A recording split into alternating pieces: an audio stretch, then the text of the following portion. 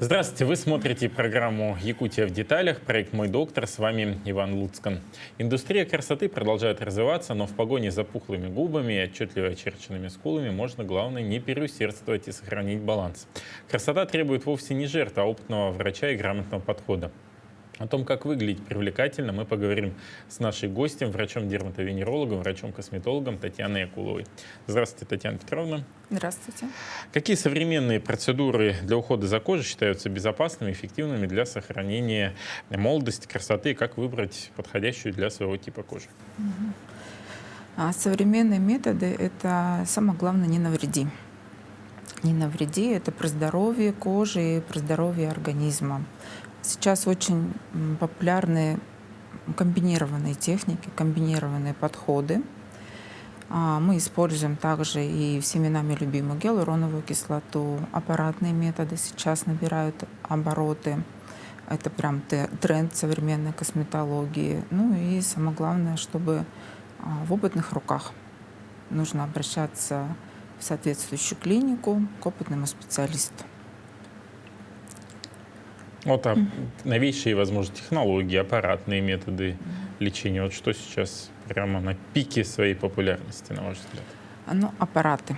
Вот они прям все, потому что аппараты у нас дают возможности прогнозируемые, контролируемые результаты и без реабилитации. Вот что самое важное, чтобы пациент, обратившись за услугой, он не выпадал из социума, он продолжал работать и не сидел несколько дней дома на реабилитации.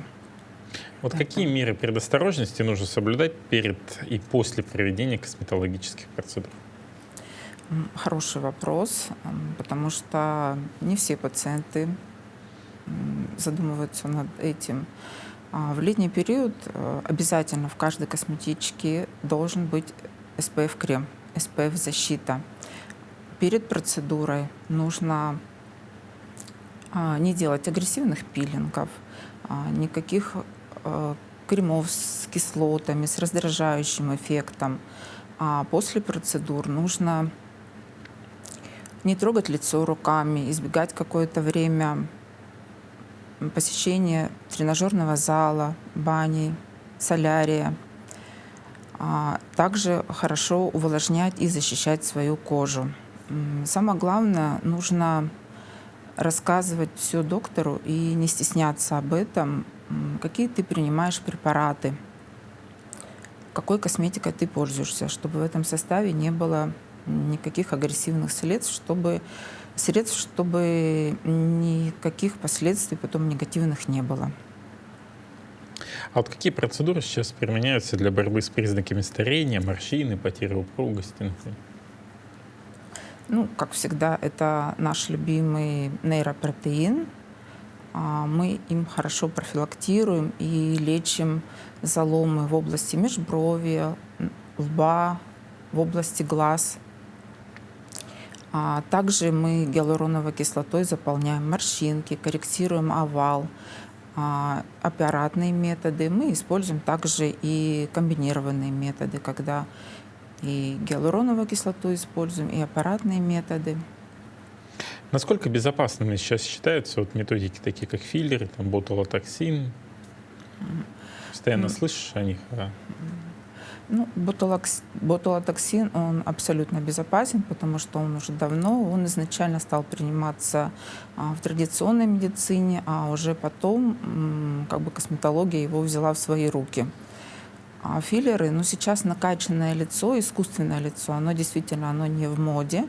Мы сейчас за живое, за естественное, за натуральное лицо, поэтому филлеры, если мы и применяем, то это очень, чтобы было лицо очень гармоничное, с незначительным подходом, маленьких объемах и только прицельно в какие-то определенные зоны. Сейчас очень много не только филлеров, другие процедуры, которые могут сработать на лице даже лучше, чем филлеры.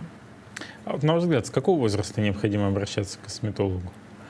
Косметология — это не про паспорт, косметология — это про состояние кожи. И когда у тебя проблемы на лице, это акне, постакне, то здесь не обращаем внимания на то, сколько тебе лет. Чем раньше возникла проблема, тем мы раньше приходим. Иногда пациенты даже в 30 лет, им достаточно только базового ухода, и никакие процедуры, ну, там, ни гиалуроновая кислота, ни ботокс не понадобятся, ни аппаратные методы. И еще, кстати, молодые очень часто обращаются за профилактикой первых признаков старения. Это чаще всего у нас либо гиалуроновая кислота, либо нейропротеин, для того, чтобы приостановить признаки старения, профилактировать. А почему важно обращаться только к сертифицированным специалистам? Ведь сейчас косметологических услуг оказывают где только можно. Все подряд. Да. И где только можно, да. Ну, потому что мы, как клиника, допустим, с лицензией, мы несем ответственность за наших пациентов. У нас есть все документы. Как так можно идти куда-то непонятно в какое место, даже домой, и проводить какие-то процедуры, где покупают уколы с интернета? Ну, это несерьезно. Мы же вообще должны думать и о красоте, и о здоровье, а не о том, что как бы нам бы сэкономить деньги.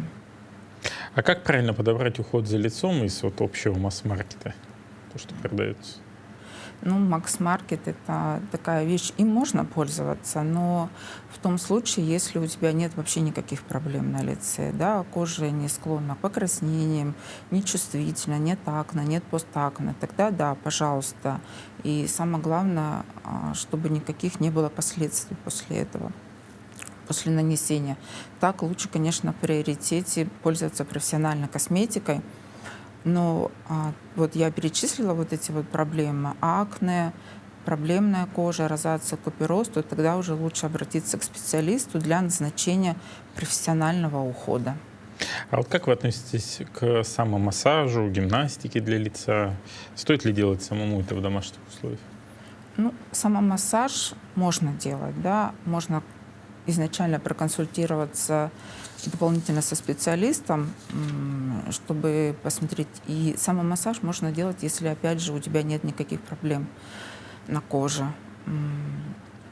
Можно, но это не как основная процедура, не основное лечение, не основной подход. Это как дополнение к основному уходу и к процедурам. Вот фитнес, гимнастика для лица. Сейчас вот объясню. Все наши мышцы, я отношусь не очень хорошо. Все наши мышцы на лице и на теле имеют два крепления. На теле мышцы у нас крепятся обязательно кости, а на лице немножко по-другому. Одна часть мышцы крепится к костям черепа, а вторая, ну так по-простому сказать, к коже. И поэтому мышцы на лице невозможно накачать, потому что чем больше ты будешь тренировать мышцы на лице, тем больше будет морщин. Поэтому это Не есть правильно. неправильно, абсолютно. Да. Следующий вопрос от члена команды нашей программы.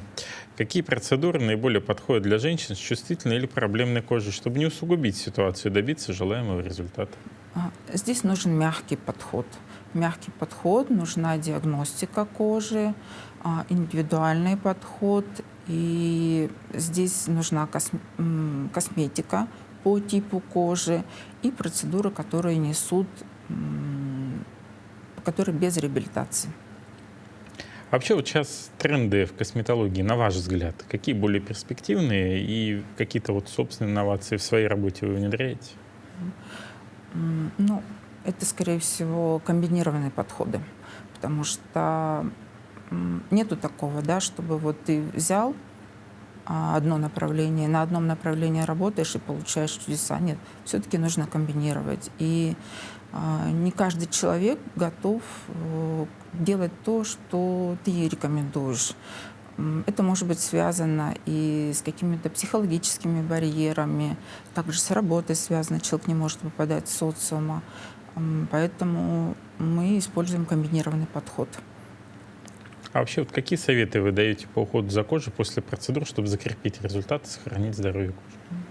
Да, хороший вопрос, потому что когда вот мы болеем или проводим операцию, то же самое после перелома кости. Мы все понимаем, что нужно восстановление, да? А посетил косметолога, и все, и забыл, и ушел, и делаю все, что хочу. А на самом деле нужно после процедур, особенно после агрессивных процедур, лазерного пилинга, химического жесткого пилинга, нужно восстановление. И не просто крем подходящий, хороший, а также нужны процедуры для восстановления и быстрой реабилитации. Ну, если процедуру, вообще, я своим пациентам говорю, что после любых косметологических процедур обязательно должен быть SPF нанесен на кожу лица. Обязательно. Вот сейчас как раз мне тут в ухо подсказывают. Вот вопрос такой. Ваше отношение к тканевым маскам, которые продают в магазине за 40 рублей?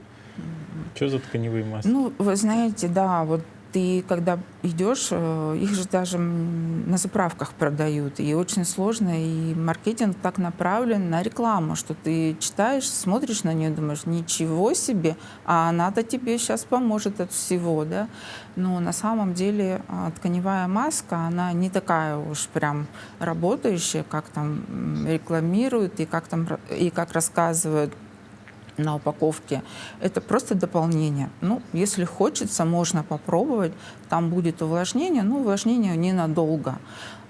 Самое главное, чтобы не навредить своей коже, мы должны отрезать немножечко, вот мои рекомендации, отрезать маленький кусочек, переложить на запястье на короткий промежуток времени и посмотреть, что происходит под этим кусочком тканевой масочки. Если там все спокойно, можно использовать. Если там начинается зуд, покраснение, то лучше, конечно, не использовать эту маску. Поэтому и вообще людям чувствительной, раздраженной, кожей склонной к куперозу, такие маски использовать нельзя.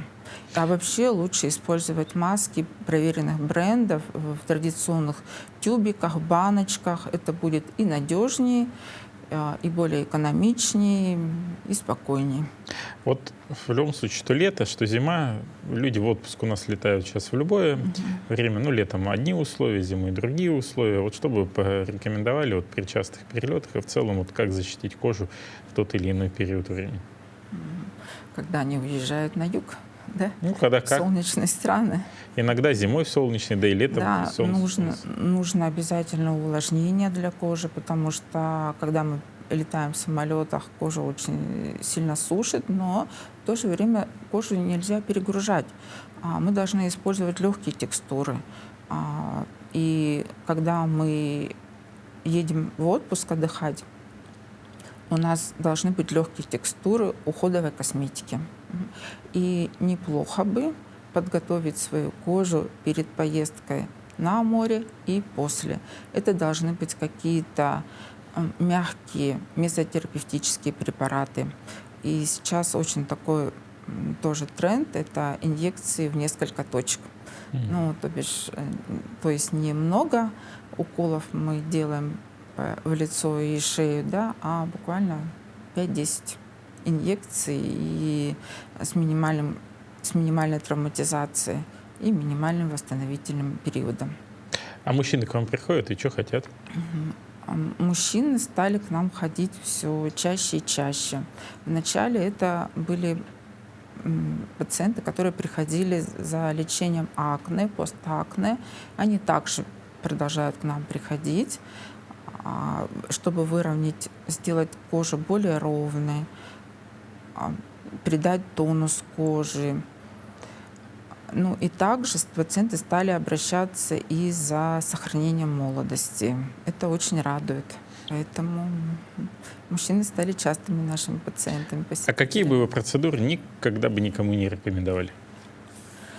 Ну, я бы не рекомендовала процедуры, которые делаются на дому, не сертифицированных, не лицензированных клиниках, не сертифицированными препаратами. Это бы я точно бы не порекомендовала. Не заниматься самодеятельностью, потому что А бывает, это когда чревато. косметология не помогает, а помогает только хирург?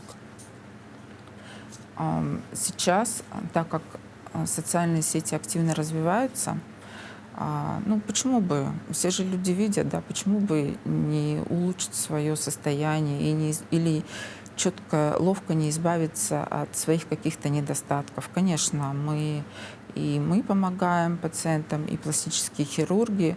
Мы рекомендуем, мы отправляем к пластическим хирургам, когда большие избытки ткани, выражены жировые отложения на нижней трети лица, подбородочной области, грыжи в области век и также нависшее верхнее веко. Вот мы отправляем к пластическим хирургам. Спасибо большое, Татьяна Петровна, что подошли к нам в студию, рассказали об интересных тенденциях в косметологии. Я хочу напомнить, что у нас был врач-дерматовенеролог, врач-косметолог Татьяна Петровна Акулова, и мы говорили о косметологии, как сохранить свою молодость на долгие годы. Благодарю еще раз за интересную беседу. С вами был Иван Луцкан. Вы смотрели программу «Якутия в деталях», проект «Мой доктор». Смотрите нас по будням в 19:15. Мы рассказываем о том, чем живет здравоохранение Республики Саха-Якутия. И, конечно, мое напутствие: будьте здоровы, будьте счастливы. Всего вам доброго. До свидания.